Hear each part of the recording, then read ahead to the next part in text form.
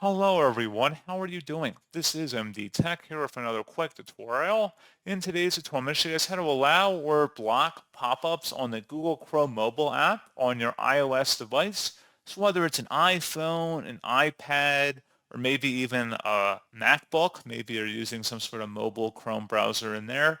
In today's tutorial, I'm going to have you covered. And without further ado, let's go ahead and jump right into it. So all you have to do is select the three-dotted icon at the top right corner of the browser, and then go down and select the Settings gear button, and then scroll down underneath Advanced and select the Site Settings tile, and then scroll down again underneath Content. You want to select pop-ups and redirects, and then if you want to enable pop-ups and redirections, click inside that oval until it's blue and it will say allowed. Conversely, if you want to disable this on your iOS device, click inside that oval. It'll become grayed out, meaning it is turned off. So pretty straightforward process on that, guys. And as always, thank you for watching. I do hope that I was able to help you out, and I do look forward to catching you all in the next tutorial. Goodbye.